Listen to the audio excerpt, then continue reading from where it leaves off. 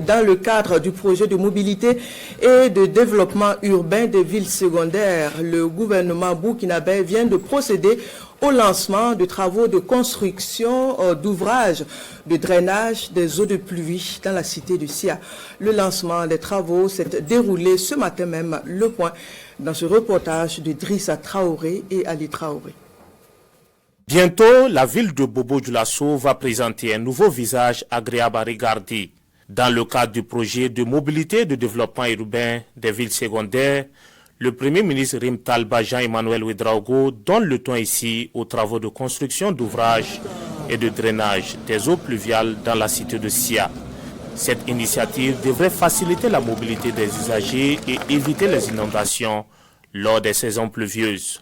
Nous avons toujours en mémoire la pluie diluvienne du 9 juin 2024 qui s'est abattue sur la ville de Bobo-Dioulasso, provoquant des inondations avec d'importants dégâts. Les causes les plus souvent avancées sont l'accroissement des surfaces imperméabilisées, la topographie rarement favorable, l'absence d'exutoires naturels de capacité suffisante et l'absence tout court d'infrastructures d'assainissement d'eau pluviale. Mesdames et messieurs, c'est dans ce contexte que le gouvernement, afin d'apporter une réponse à la problématique, a élaboré en 2020 des schémas directeurs de drainage des eaux pluviales de 12 villes capitales régionales. Ces outils d'aide à la décision ont permis à l'État d'estimer les investissements nécessaires pour l'assainissement de ces centres urbains.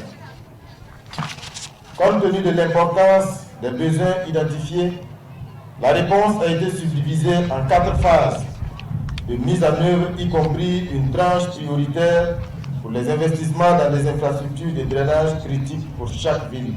Et pour la ville de Bobo-Dioulasso, plus de 9 milliards de francs CFA seront mobilisés. Ces travaux qui vont s'étendre à 9 secteurs devront s'exécuter en 12 mois.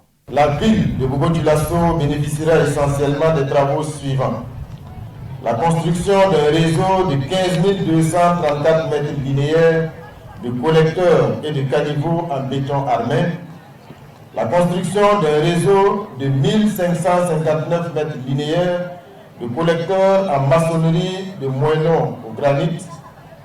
L'aménagement de 15 731 mètres linéaires de rues adjacentes en terre. Le curage de 3482 mètres linéaires de caniveaux et 100 mètres linéaires de marigots. L'aménagement d'un bassin de rétention, la réalisation de 14 250 mètres linéaires d'éclairage public solaire.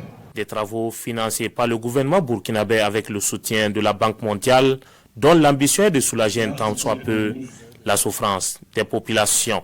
L'objectif est évidemment de pouvoir accompagner le Burkina dans sa vision pour atténuer la résilience et diminuer la vulnérabilité et augmenter les travaux. Rendre les villes à la fois plus attirantes, plus attrayantes, plus résilientes, plus adaptées au choc climatique et évidemment ce sont là des conditions importantes pour un développement économique croissant et harmonieux des populations qui sont affectées par ailleurs par une situation sécuritaire. Ces travaux qui vont concerner également les localités de Kaya et de Waiguya devraient coûter la somme de 33 milliards de francs CFA.